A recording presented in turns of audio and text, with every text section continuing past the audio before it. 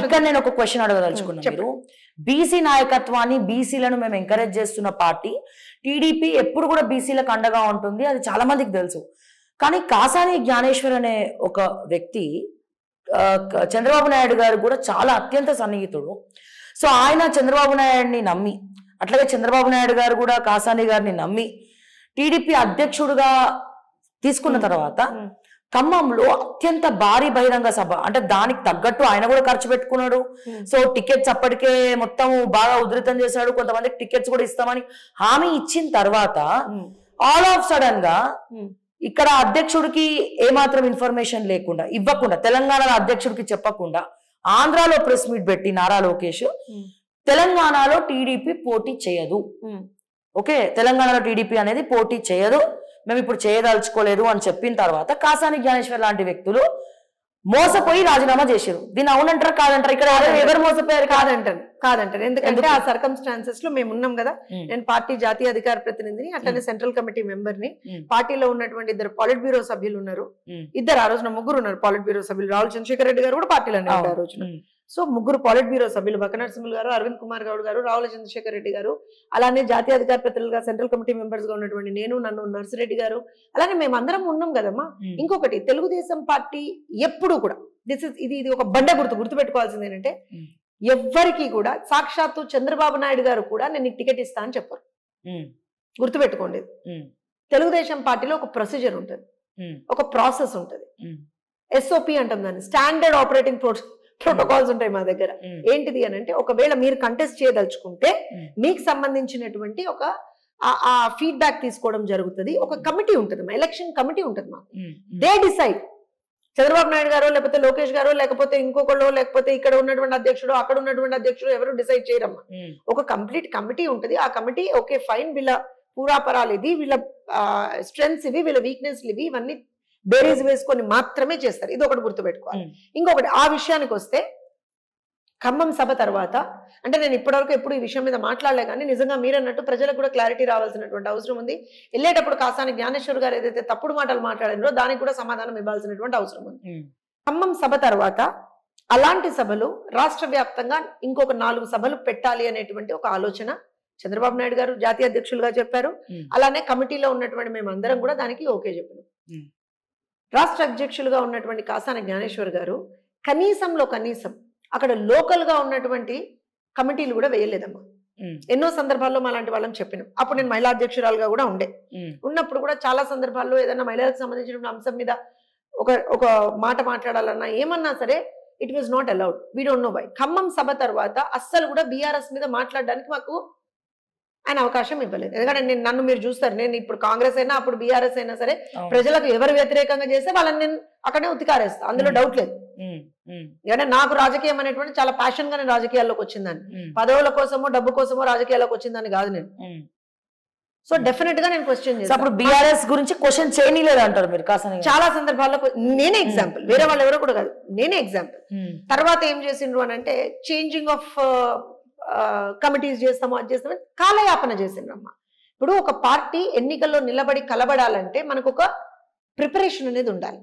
అందున మనలాంటి ఒక పార్టీ, హిస్టరీ కలిగినటువంటి పార్టీకి, చరిత్ర కలిగినటువంటి పార్టీకి గుడ్డదు చేలబడ్డట్టు మనం ఎన్నికలకు పోకూడదు. ఎందుకంటే దాని ఇంపాక్ట్ అనేటువంటిది మన కార్యకర్తల మీద పడుతుంది, దాని ఇంపాక్ట్ అనేటువంటిది మన నాయకత్వం మీద పడుతుంది, దాని ఇంపాక్ట్ అనేటువంటిది మన యొక్క మిగతా రాష్ట్రాల్లో ఉన్నటువంటి మన మీద కూడా పడుతుంది. ఇది చాలా ఇంపార్టెంట్ గా మనం బేరీజ్ వేసుకోవాల్సినటువంటి సంఘటనలు ఇవన్నీ కూడా. సో ప్రిపరేషన్ అనేటువంటిది నిల్, ఆల్మోస్ట్ నిల్. చాలా ఎక్కడ మీరు గమనించండి, ఒక్క జిల్లా కమిటీ లేదు, రాష్ట్ర కమిటీలు ప్రాపర్ గా లేవు, ఎక్కడ కూడా ఏ విధంగా కూడా మీరు ఖమ్మం సభ తర్వాత ఒక్క మేజర్ యాక్టివిటీ ఆన్ బీఆర్ఎస్ మీరు చూపించండి నాకు.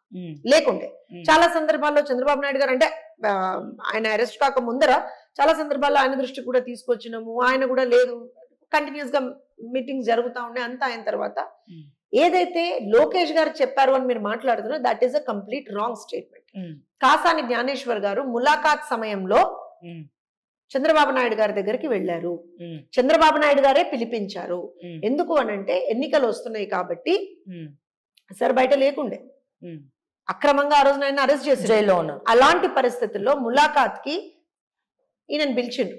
పిలిచి కూర్చోబెట్టుకొని ఇద్దరు సమాలోచన చేసి, జాతీయ అధ్యక్షుల వారు రాష్ట్ర అధ్యక్షుల వారు ఇద్దరు సమాలోచన చేసి అది సమిష్టిగా తీసుకున్నటువంటి నిర్ణయం అమ్మ. ఆ రోజున ఎవరో ఒక్కళ్ళు తీసుకున్నటువంటి నిర్ణయం. ఎందుకంటే రాష్ట్ర పరిస్థితులు ఆయన ఇప్పుడు డెఫినెట్ గా జాతీయ అధ్యక్షుల వారు అయ్యా మీరు పోటీ చేస్తాము అని అంటే ఏం చేసిండ్రా మీరు అని అడగరానమ్మా. ఇప్పుడు మీ దీంట్లో కూడా మీ వాళ్ళు ఎవరైనా ఏమన్నా ఒక పని చేస్తారంటే వాట్ ఈస్ యువర్ ప్రిపరేషన్ అడగరా మీరు? చంద్రబాబు నాయుడు గారు రిలీజ్ అవ్వాలంటే టీడీపీ తెలంగాణలో పోటీ చేయొద్దు అని కండిషన్ పెట్టింది ఎవరు? మరి ఎవరు పెట్టిండ్రు అదే అడుగుతున్నాం. మాకు బీజేపీ నాయకత్వము, నేను ఒక బీజేపీ హైకమాండ్. ఒక నిమిషం పోనీ అదే నిజమైతే, మీ మాట ప్రకారం అదే నిజమైతే, అలాంటి పరిస్థితుల్లో బీజేపీ పోనీ if you think of a small logic there, BJP ఏమంటుండే మీరు మాతో కలిసి పోటీ చేయండి కానీ మీరు పోటీ చేయొద్దు అని అనకపోతుంటే ఫస్ట్ థింగ్. సెకండ్ థింగ్, పోనీ మేము పోటీ చేయనంత మాత్రాన వాళ్ళకి ఏమన్నా లాభం జరుగుతుందన్నమా ఆ రోజున? లేదు కదా. ఈ రూమర్ పుట్టించిన వాడికి బుద్ధి లేదంట నేను, వాడికి రాజకీయంగా అసలు అవగాహన లేదంట నేను. ఎవరైతే బుట్టించిండో ఆ తలకు మాసిన విధవకి కనీసం రాజకీయ పరమైనటువంటి చిన్నపాటి అవగాహన కూడా లేదంట. మరి ఎందుకు పోటీ చేయలేదు? నేను చెప్తాను, చాలా మంది ఖర్చు పెట్టుకొని తిరిగినారు కదా టీడీపీ. ఒక నిమిషం అమ్మా, ఇప్పుడు నన్ను చూస్తున్నారు మీరు, ఎన్నేళ్ళ నుంచి చూస్తున్నారు మీరు నన్ను? చాలా ఇయర్స్ నుంచి బిఫోర్ కమింగ్ ఇన్ తెలుగుదేశం మీరు చూస్తున్నారు. గత 6 సంవత్సరాలు 5.5 సంవత్సరాలు నేను తెలుగుదేశం పార్టీలో ఉన్నాను. కానీ ఎక్కడా కూడా ఎప్పుడు అంటే we have to go with the party preparation and party structure అమ్మ. ఎప్పుడైనా సరే ఇప్పుడు నన్ను కూడా చాలా మంది అంటారు, అమ్మ మీరు తెలంగాణలో ఇంత స్ట్రాంగ్ లీడర్, మీరు తెలంగాణకు సంబంధించినటువంటి వాళ్ళు, ఉద్యమంలో ఉన్నటువంటి వాళ్ళు, చాలా సందర్భాల్లో మీరు కొన్ని విషయాలలో మాట్లాడలేదు, ఎందుకు మాట్లాడలేదు, ఏం మాట్లాడలేదు అని అంటే డెఫినెట్ గా ప్రజలకు ఏది మంచి అయితే మేము అదే చేస్తామమ్మా. నేను మీకు అదే చెప్పాను, ఆ రోజున పోటీ చేయకపోవడానికి ఒకే ఒక కారణం, party was not prepared. When party is not prepared we cannot put at risk కార్యకర్తస్. డెఫినెట్ గా మేము రిస్క్ లో పెట్టలేము వాళ్ళని. అది మా ప్రిన్సిపలే కాదు. ఇప్పుడు ఆ రోజున మేము ఏదో గుడ్డది చేలో పడ్డట్టు ఎవరిని పడితే వాళ్ళని నిలబెట్టి అక్కడ, లేకపోతే పాపం మీరన్నట్టుగా ఖర్చు పెట్టి చేసుకుని అది చేస్తే ఏమొస్తుందమ్మా? అన్ప్రిపేర్డ్ గా వెళ్తాం. అన్ప్రిపేర్డ్ గా వెళ్ళినప్పుడు పార్టీకి దెబ్బ తగులుతుంది. ఆల్రెడీ కార్యకర్తలకు సంబంధించినటువంటి ఆ కాన్ఫిడెన్స్ లెవెల్స్ ఆల్రెడీ తగ్గిపోతా ఉన్నాయి. సో మనం పోటీ చెయ్యకుండా కార్యకర్తల్ని ఫైన్. ఇప్పుడు మీరు గుర్తుంటే 2016లో 2016 కాదు, I don't remember which GHMC elections కానీ TRS didn't contest. మొన్న రీసెంట్ గానే కదా, ఇప్పుడు కాదు last even before Telangana formation కి ముందర అనుకుంటా, I don't know 10 or 11 I suppose 11 అనుకుంటా, తెలంగాణ రాకముందు ఆ టైంలో TRS కంటెస్ట్ చేయలేదు. అంటే ఏంది అర్థం? ఏ పార్టీ అయినా సరే అమ్మా మేము రాజకీయాల్లోకి వచ్చింది, రాజకీయంగా మనుగడ ఉండాలి, రాజకీయంగా ప్రజలకు సపోర్ట్ చేయాలి, అట్లనే రాజకీయంగా ఎప్పుడైనా సరే మనం ఎదగాలనుకుని రాజకీయాల్లోకి వస్తుంది. ఏ పార్టీ అయినా అంతే కదా. సో దానికి తగ్గట్టుగానే ఆ పార్టీ యొక్క మూవ్స్ ఉంటాయి. అర్థమవుతుందా? సో ఆ రకంగా మా మూవ్ అది. మేము పోటీ చేయదలుచుకోలేదు. దానికి కారణం ఏంటిదంటే మా పార్టీ ఆ రోజున ప్రిపేర్డ్ గా లేదు. ఇంకొకటి, చాలా మంది కోవట్లు ఉన్నారు పార్టీలో, సాక్షాత్తు రాష్ట్ర అధ్యక్షుడితో సహా. చాలా పెద్ద మాట మీరు మాట్లాడేది. పెద్ద మాట ఏమన్నా నిజం వాళ్ళు కూడా రెస్పాండ్ అవుతారు. దమ్ముంటే నేను ఒక విషయం, దమ్ముంటే రెస్పాండ్ అవ్వమనండి. అంత పెద్ద పదవి వదిలేసి వెళ్ళిపోవాల్సిన అవసరం. నేను ఒక నిమిషం చెప్తానమ్మా. ఇప్పుడు నిజంగా నువ్వు మనసాక్షి ఉన్నవే అయితే, నిజంగా కూడా నువ్వు ఏదో పార్టీని ఉద్ధరిద్దాము, ప్రజలను ఉద్ధరిద్దామని వచ్చినవే అయితే, ఏ పార్టీని అయితే అమ్మ నా బూతులు తిట్టినావో ఆ క్షణం వరకు ఆ పార్టీలకు ఎట్లా పోయినావు ఆ పార్టీలకి అని చెప్తున్నాడు. నా ఆత్మాభిమానం దెబ్బతిన్నదని చెప్తున్నా. మరి ఏ పార్టీలో ఆ పార్టీలకు పోతే నీ ఆత్మాభిమానం నిలబడ్డదా? నీ ఆత్మాభిమానం చెప్పమనండి. నిలబడ్డదా ఆయన ఆత్మాభిమానం? తమాషాలు ఎందుకమ్మా? నిజం చెప్పండి. ఇప్పుడు నేను ఎందుకు చెప్తున్నా అంటే, నేను ఇప్పటివరకు ఇంత గట్టిగా మాట్లాడలేదు, కానీ అనవసరంగా జాతీయ అధ్యక్షుల వారి మీద, ప్రధాన కార్యదర్శి మీద, పార్టీ శ్రేణుల మీద, పార్టీ నాయకుల మీద వాళ్ళు ఇష్టం వచ్చినట్టు మాట్లాడినా మేము ఏ రోజున నోరు మెదపలేదు. కానీ this is high time I talk. ఒక అధికార ప్రతినిధిగా తెలుగుదేశం తెలంగాణ ప్రాంతానికి సంబంధించినటువంటి ఒక నాయకురాలుగా నేను ఇప్పటికి కూడా మాట్లాడలేదు అనుకోండి, కార్యకర్తలకు నేను అన్యాయం చేసిందని అవుతాను. ఖమ్మం సభ తర్వాత మిగతా 4 సభలు ఎందుకు పెట్టలేదు ఆయన? ఖమ్మం సభ తర్వాత కార్యకర్తలు ఎక్కడికక్కడ మీరు మాకు అసలు కాసాని జ్ఞానేశ్వర్ గారికి ఇచ్చినటువంటి ఒక్క అసైన్మెంట్ కూడా ఆయన పూర్తి చేయలేదు. కారణం ఏంటిది? చంద్రబాబు నాయుడు గారు is known for his patience levels అమ్మా. ఒక నాయకుడిగా ఆయనకు చాలా పేషెన్స్ ఉంటుంది. ఆయన చాలా సందర్భాల్లో పిలిచి చెప్పిండు, ఒక్కళ్ళని కలుపుకోపోలేదు ఆయన. కాసాని జ్ఞానేశ్వర్ గారు ఆ రోజున ఒక్కడం కలుపుకోపోలేదు. ఎవరెవరినెవరిన పార్టీ ఆఫీస్ ని ఏ రకమైనటువంటి ఒక ఇది చేసినటువంటి మేము అందరం చూసినాం. ఆ రోజున బాధపడ్డాం. చంద్రబాబు నాయుడు గారికి, లోకేష్ గారికి చాలా సందర్భాల్లో వాళ్ళు కూడా చూశారు. కానీ ఏంటి అని అంటే ఎప్పుడు కూడా ఎవరిని కూడా మనం విమర్శించడానికి మా మనసులు కూడా ఒప్పుకోము. మమ్మల్ని అన్ని మాటలు నేను నిజంగా ఒక మాట చెప్తాను, ఇది ఎవరో కాదు, నేనే సాక్ష్యం. ఆయననే పోయి ములాఖాట్లో జైల్లో కూర్చొని సార్తో పాటు మాట్లాడాడు. సార్ ఏంటయ్యా నీ ప్రిపరేషన్ ఏంటి అని అడిగితే, సార్ ఇట్లుంది అంటే ఎక్కడుంది ఆ ప్రిపరేషన్, ఇలాంటి పరిస్థితి బయట నాయకులందరూ లేరా? బయటకు వచ్చి నాయకులందరూ ఉన్నారు కదా, ఆయన్నే బయట మాట్లాడిండు కదా. మీరు గమనిస్తే సీక్వెన్స్ ఆఫ్ ఈవెంట్స్ చూడండి. ఇదే వ్యక్తి అక్కడ ప్రెస్ మీట్ పెట్టచ్చు కదా, మరి పెట్టచ్చు కదా. నీకు అంత నష్టమే జరిగితే, నీకు అంత కోపమే వస్తే, చంద్రబాబు నాయుడు గారు లోపల వద్దు అని అంటే నువ్వేం చేసినావు? బయటకు వచ్చి ఎందుకు మాట్లాడలే ఆ రోజున? అక్కడ మెల్లిగా తీరిగ్గా ఇక్కడికి వచ్చి 2 రోజుల తర్వాత ఒక ప్రెస్ మీట్ పెట్టి ఆయన వెళ్ళిపోవాలని డిసైడ్ అనుకున్న తర్వాత, ఆయన డీలో ప్యాకేజ్ ఏదో మాట్లాడుకున్న తర్వాత వెళ్ళిపోవాలని డిసైడ్ అనుకున్న తర్వాత అప్పుడు వచ్చి మాట్లాడతాడా?